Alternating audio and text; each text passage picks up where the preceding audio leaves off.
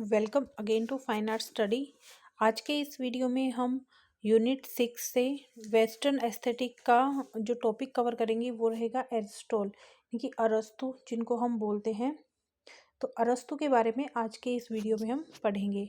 तो ये एक दार्शनिक थे। अच्छा, अरस्तु के बारे में बहुत ज़्यादा जानकारियाँ उपलब्ध नहीं है, ठीक है। फिर भी जितनी जो मेन चीज़ें हैं, इनकी जो बुक्स हैं या इन्होंने जो रचनाएं की थी, इनका जन्म, मृत्यु और इनके गुरु, ठीक है, वो सब हम इस वीडियो में पढ़ेंगे। इनका जो जन्म है वो 384 ईसा पूर्व में हुआ था। स्टैगिरा चाल्सिडिस जो कि उत्तरी ग्रीस में है, वहाँ पर इनका जन्म हुआ था। इनकी मृत्यु 322 ईस्वी पूर्व में हुई थी। ये चाल्सिस मैसेडोनिया साम्राज्य में हुई थी। इनके पिता थे निकोमाकस। अच्छा, जब ये छोटे थे तो इनके माता और पिता दोनों की मृत्यु हो गई थी, उनकी डेथ हो गई थी। तो उसके बाद इनको अडॉप्ट किया गया था किसी कपल के द्वारा, और उन्होंने फिर इनका जो पालन पोषण है वो किया था। इनकी शिक्षा जो है वो प्लेटोनिक अकादमी से हुई थी। इनके गुरु प्लेटो थे। इन्होंने दर्शन शास्त्र की शाखा के रूप में आत्मा का अध्ययन का सूत्रपात किया था। ईश्वर के अस्तित्व का इन्होंने समर्थन किया था। अध्ययन की वैज्ञानिक विधियों का विकास भी इनके द्वारा किया गया था। 18 वर्ष की आयु में वह एथेंस में प्लेटो की अकादमी में शामिल हो गए और 37 वर्ष की आयु तक वहीं रहे थे। प्लेटो की जब तक मृत्यु नहीं हुई थी तब तक वो वहीं थे।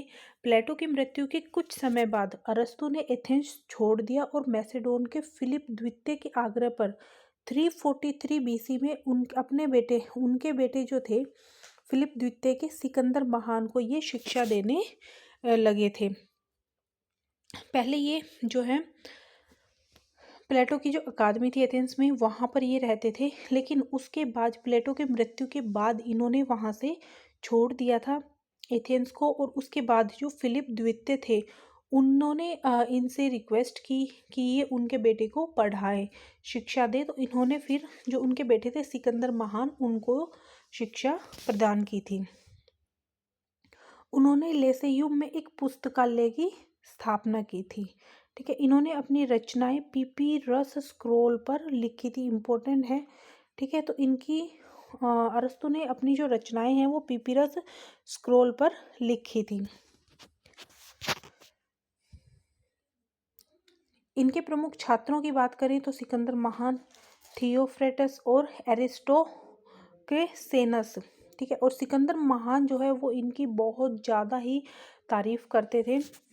अपने छात्रों के साथ अरस्तु ने एक बड़ा पुस्तकालय बनाया जिसमें पांडुलिपियां, नक्शे और संग्रहालय की वस्तुएं शामिल थी। अरस्तु के विचार ने मध्ययुगीन विद्वता को गहराई से प्रभावित किया। उनके भौतिक विज्ञान का प्रभाव देर से पुरातनता और प्रारंभिक मध्ययुग में पुनर्जागरण तक फैला था। ज्ञानोदय और शास्त्रीय यांत्रिकी जैसे सिद्धांतों के विकसित होने तक इन्हें व्यवस्थित रूप से प्रतिस्थापित नहीं किया गया था।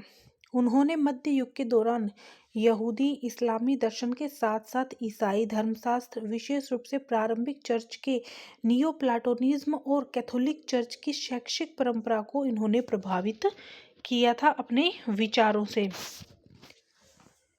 इनके महत्वपूर्ण ग्रंथों में भौतिकी, तत्वमीमांसा, निकोमेचेन, नैतिकता, राजनीति, आत्मा पर और काव्य शास्त्र शामिल हैं।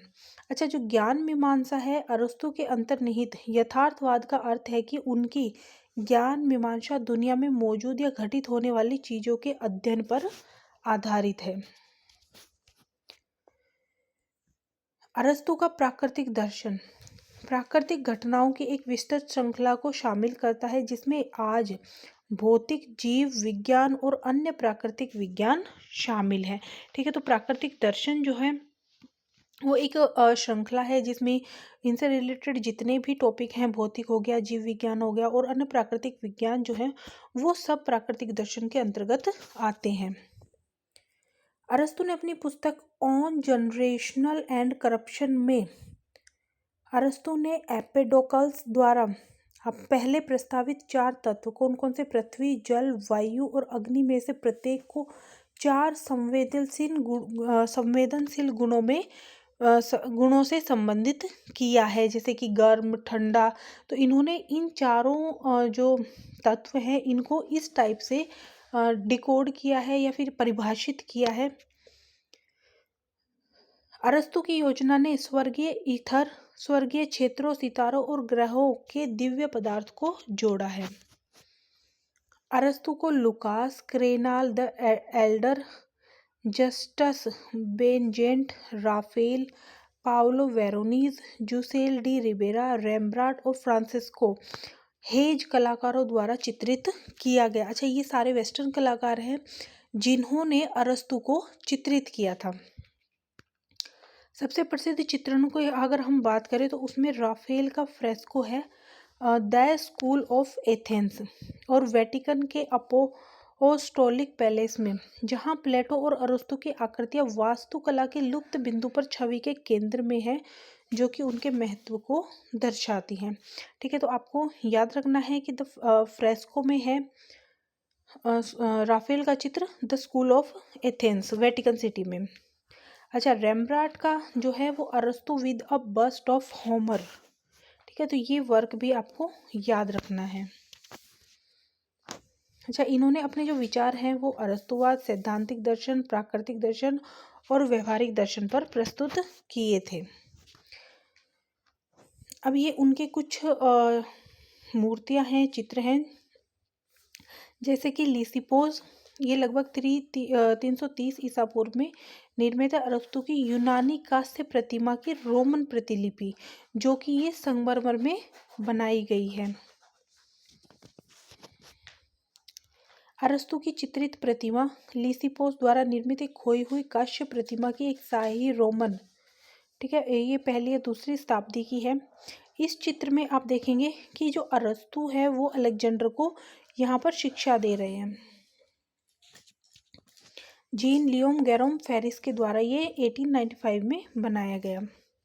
अरस्तु, इस चित्र में अरस्तु कोलोन में एक रोमन विला से, ठीक है, और मोजोक पद्धति जो होती है उसमें ये बना हुआ है।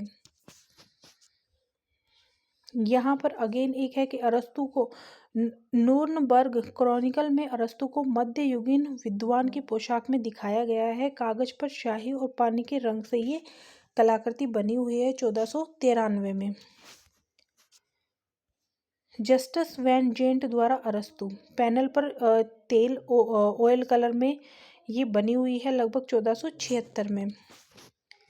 ठीक है, तो ये जो अरस्तु से संबंधित जितनी भी महत्वपूर्ण टॉपिक्स थे, लाइंस थी, तो वो सभी हमने कवर कर लिए हैं।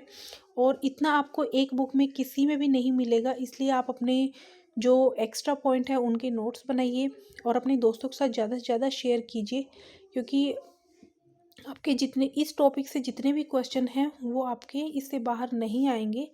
तो सभी के साथ शेयर कीजिएगा ज़्यादा से ज़्यादा, जो भी एग्ज़ाम के लिए प्रिपेयर कर रहे हैं।